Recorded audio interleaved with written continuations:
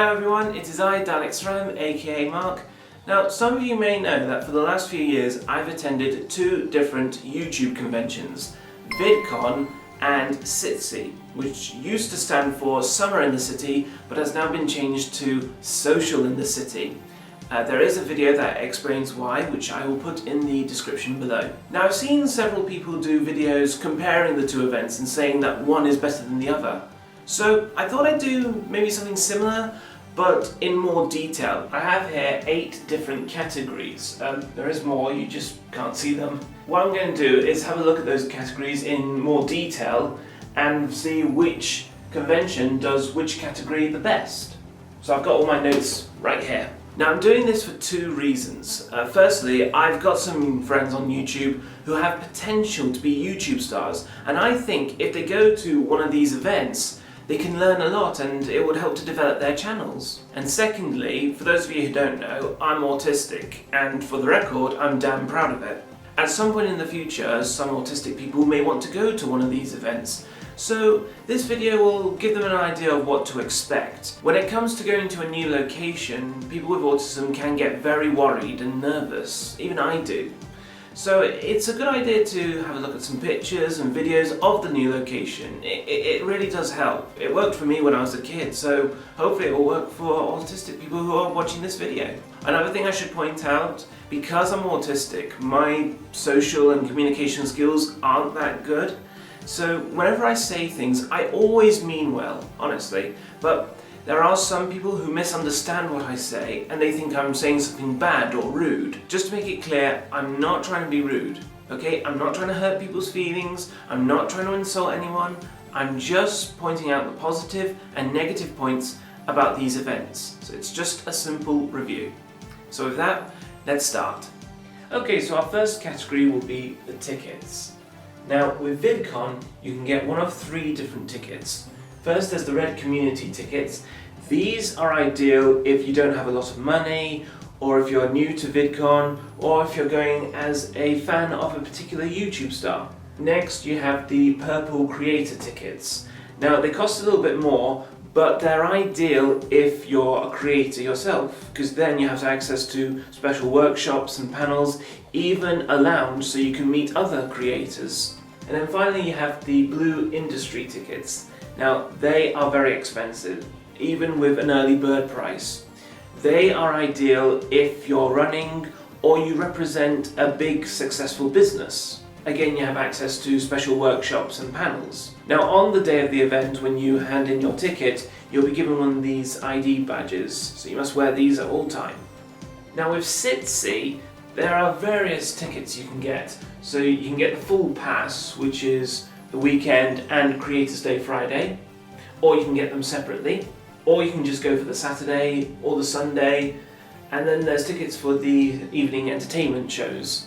Now, depending on which one you get, you'll be given a band to wear. This one is the full pass. It's one of those fabric bands, so you can't take it off. If you're going for one of the day ones, I think they'll give you one of those waxy paper bands to put on. Now, personally, I like the idea of the coloured identification systems for the VidCon tickets. It's a good way of identifying the fans and the creators. The only problem is, though, that there are restrictions, which we'll get to later on in this video. So if you're ever going to VidCon, you've got to think carefully of which ticket you want to get. Don't just rush into it. Whereas with Social in the City, there are no restrictions. Everyone is treated equal, like as if they bought all 3 of the VidCon tickets. The only thing I haven't been able to find out is why do they have the Saturday and Sunday evening shows as separate tickets? Because if you buy either the full pass or the weekend, or I think also one of the 2 separate days, then you don't need to buy these tickets. But I fail to understand the logic of why they have to be sold separately, because what makes it more difficult is that on the website there's no chart that tells you what tickets give you access to what sections of the event. Now, I've got these little green sticker sheets. These are going to be act as tick marks, so I'm going to give them both a tick. So VidCon tickets get a tick because I like the identity system, I just don't like the restrictions. And I'll also give one to SitC because, like I said, there's no restrictions. I just think they need to be more clear of what tickets give you access to what areas and why the evening ones have to be sold separately. If you are going to get a ticket for Saturday, Sunday or both weekends, best check with SitC to see what tickets give you access to what. Right, our next category are the guests, all the special guests you see at the events. Now, both events have over 200 guests. That's a lot. But not all the guests are YouTubers. About 70 to 80% of them are YouTubers. The other guests, they're either TikTok stars, photographers, artists, and other people who work in the creative genre. In the end, you accept that they're all unique and they're all very talented. Now, when VidCon did their London event this year, a lot of people complained because they said there weren't that many UK creators on the guest list. I think I know why that was.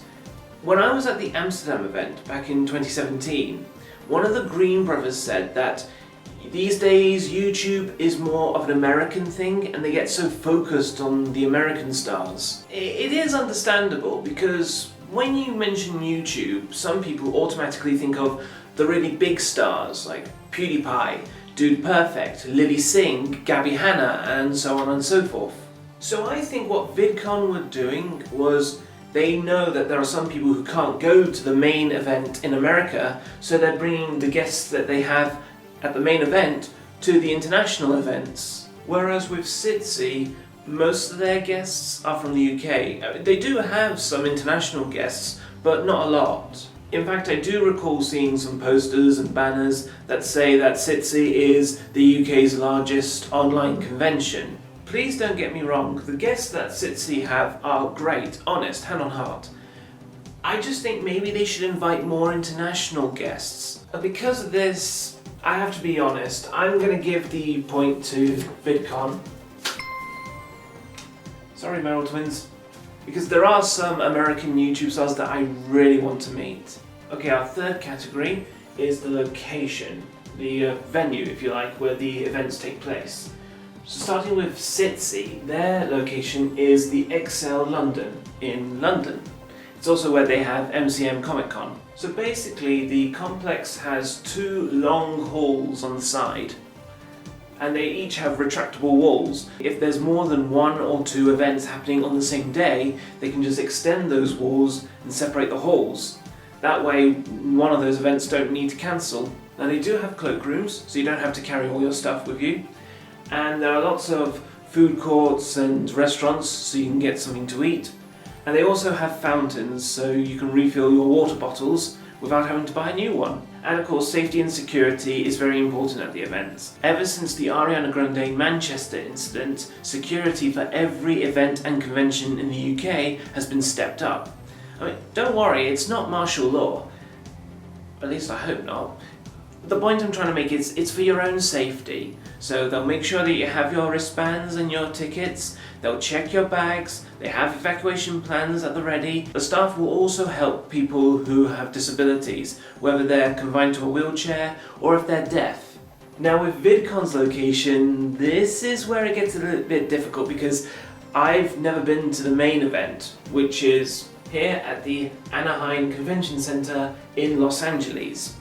I've only been to the international event, so I've had to do a lot of research about this complex. One thing I do know about this building is that it's right next door to Disneyland. So if you're early for VidCon, you can spend a few days at Disneyland, or vice versa if you're staying a few days after VidCon. Either way, you'll probably get to see the fireworks. Now from studying the floor plans on their website, they have 5 halls. I don't know how many VidCon use, but I'm guessing one of them is the main stage for all their entertainment sections. I haven't been able to find out if they have any food courts and restaurants, but there are places to eat outside the complex, including everyone's favourite coffee shop, Starbucks. They do have bottle filling stations throughout the centre, so you don't have to buy lots and lots of bottles of water. And of course, safety and security is taken seriously. Particularly safety, because remember, Los Angeles is in California, and in California they get 2 natural disasters. 1, forest fires, and 2, seismic activity. And as we all know, this July, California has done more twerking than Beyonce. So the safety for this year's VidCon event has had top priority. In fact, if you ever go to Anaheim's Twitter page, they actually post up a status saying that they're checking the building for damage. They check all the gas pipes, the electrics and the structure. Everything is checked and double checked. Obviously they've got a good safety team there. So because of this, I'm giving them both a point. So one for VidCon's location and one for SitC's location. To the staff who work at these locations, if you're watching this video, I want to take this opportunity to say thank you for keeping us safe. You guys are doing an excellent job. Our next category is the meet and greets. I've divided this into two categories. First we're going to have a look at the bookings. This is how you get to meet your favourite creator. So it's a bit like booking for a photography session with a celebrity at a Comic-Con. But it's a little bit different. So what happens is, when you get your ticket, you have a code, and then when the time is right, the event organisers will start a meet and greet lottery. Sometimes they call it a ballot, at least I think that's how you pronounce it. I prefer lottery. So what happens is, they give you a web address, and then you type in your ticket code, and then you select your top 10 favourite YouTube stars that you would like to meet. They recommend putting the ones you really want to meet at the top. And don't worry, while the lottery is running, you can go back and make changes, but once it's over, that's it. You've made your final decision. When the lottery is over, you're then given access to meet your top 4 or 6 choices. Some you'll meet on a Saturday and some you'll meet on a Sunday. But the reason they ask you to choose 10 is because if one of them had to drop out at the last minute, then the next person you chose will be moved up. Now, VidCon's booking system is nice and easy. When I did it, basically you have a list of all the guests that are going to be at the meet and greets, and then you just copy and paste them into the boxes. And they do have an automatic system, so you can't put the same name in the boxes. With SitC's meet and greet bookings, it's a little bit more complicated. What happens is you click on one of these days, and then you have a selection of drop-down menus. You click on that and you have the guests that are going to take part in the meet and greets. But the problem is, not all the guest names are on the same selection list. They're usually on different ones. So if there was a YouTuber you really wanted to meet, but he or she may not be in the first 4 selections, he or she may be on the bottom selections. Plus, it seems that you can have the same celebrity names on the different days. To me, that just sounds creepy because it's like the people are stalking the guests. That's not nice. I think it should be something simpler, like VidCon's booking system, so I'm going to give the point to that.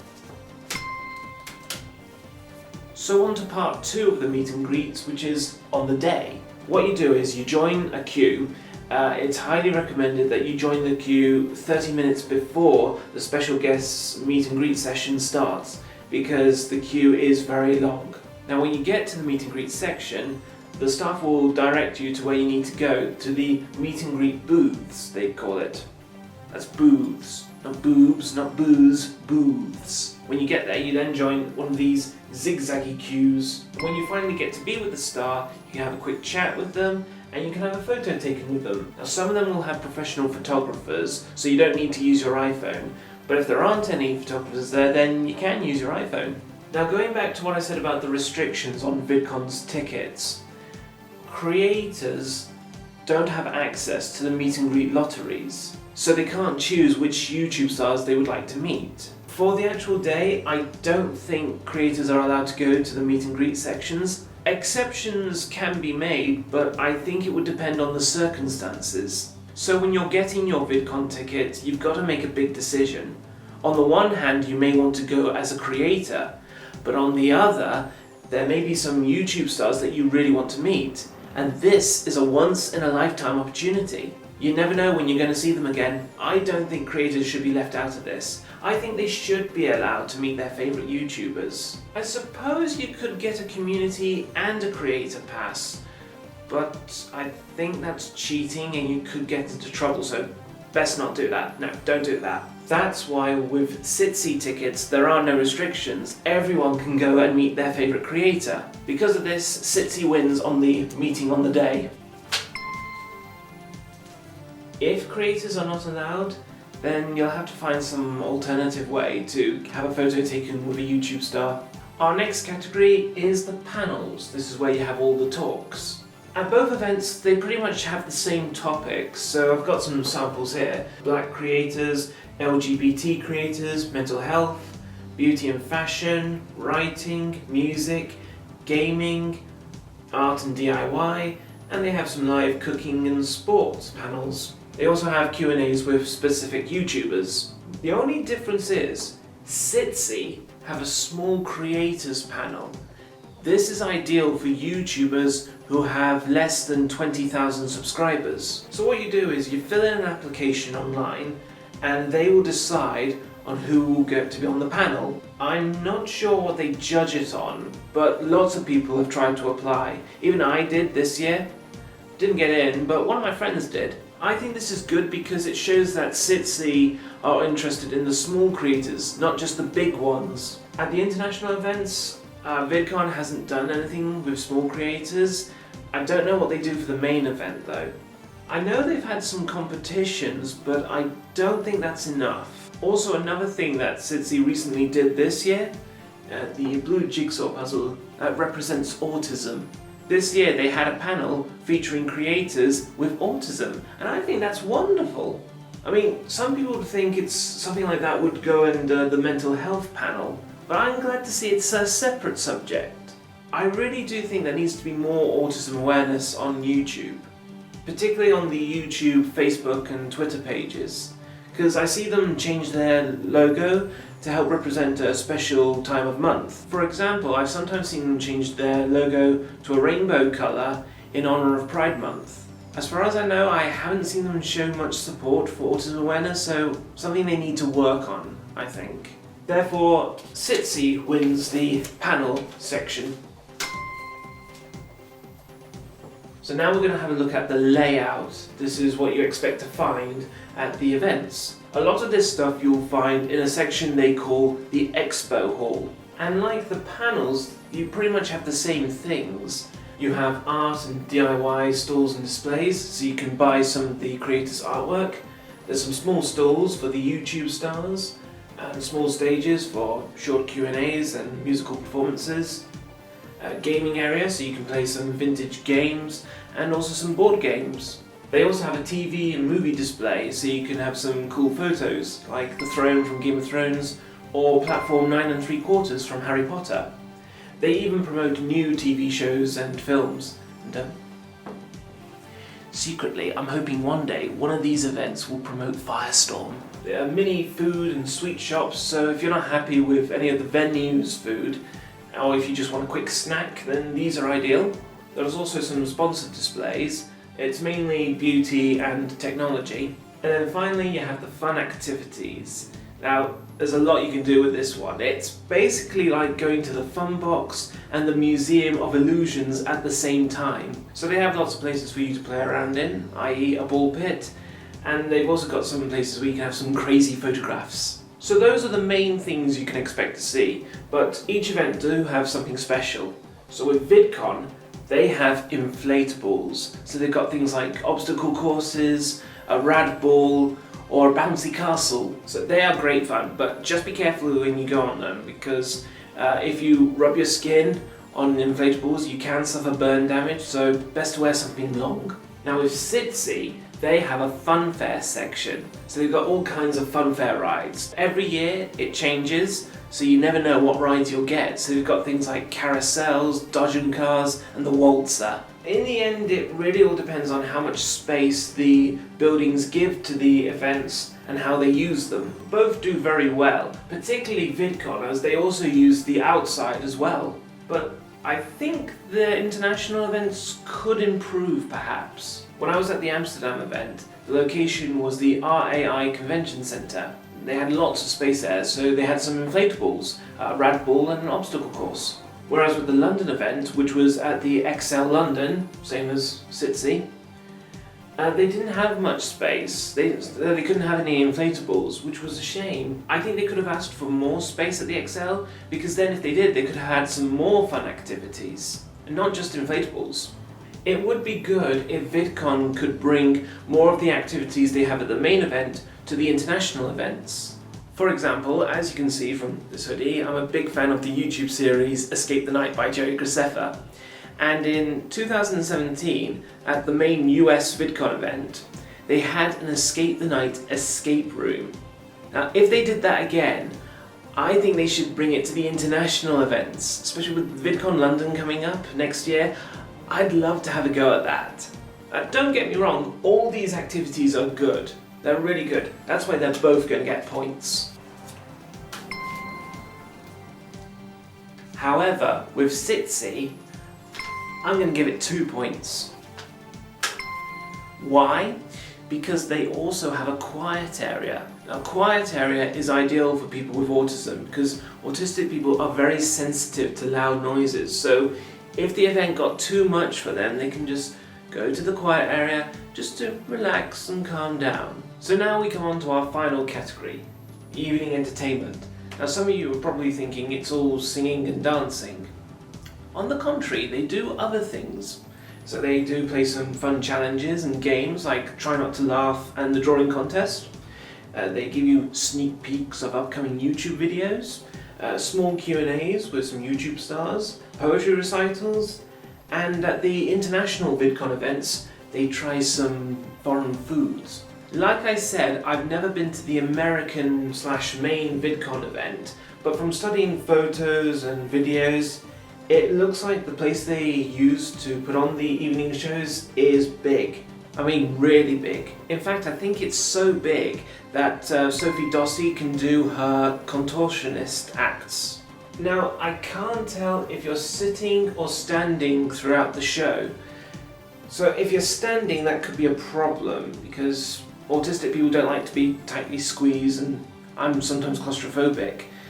But if you're sitting, like with the international events, then I think that's better.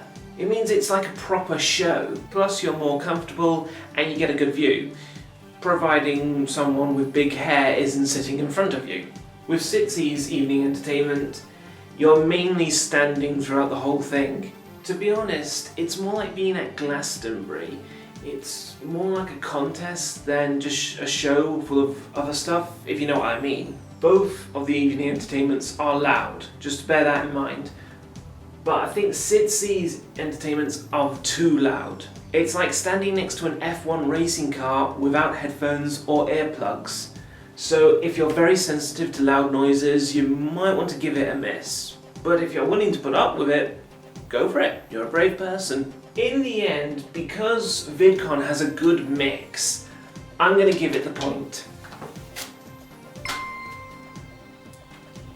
So, in the end, both events have the same number of points. VidCon 1, 2, 3, 4, 5, 6. SitC 1, 2, 3, 4, 5, 6. So, it's basically a tie. I can't tell you which one is the best. I mean, in my opinion, they're both great. I mean, if you have a different opinion, that's fine. Everyone is entitled to their own opinions. For me personally, my first YouTube event was VidCon Amsterdam. I heard all about the American event and I thought, oh, I'd like to go to that. And then when I found out that it went to Europe, I thought, well, this could be a once-in-a-lifetime opportunity, I'll go. I do confess I wasn't expecting the event to come to London, but now it has. But in the end, my advice would be, if you're autistic and you want to go to a YouTube event, then maybe start with Social in the City, because that one is more aware about autism. Then if you're feeling brave enough, go to VidCon, either the main event in America or one of the international events. It's up to you which event you want to go to, but I will say this, try and go with someone. I mean, these events are more enjoyable if you're going with a friend. I mean, I've had to go to them by myself. I mean, I do have friends, but it's just a question of whether they'd be interested or whether they can attend. I also confess that the more I hear and see the stuff you get at the main VidCon event, the more I really, really want to go. And I wouldn't go alone, I'd take my best friend with me. The only problem is it's just too expensive, but one day I will go to the VidCon US event. So that's it for the review. I hope you guys found it useful. Before I sign off, little announcement. I will be going to the next VidCon London event in 2020, so that's in February. And also at the end of this month, November, I shall be going to Social in the City's winter event, that's in Birmingham. I'll put all the details in the description below. In the meantime, be sure to subscribe to my channel and check out all my other videos, and also hit the bell icon for notifications, and you can follow me on Facebook, Instagram and Twitter. Thanks for watching guys, and I'll see you next time. Dalexram out.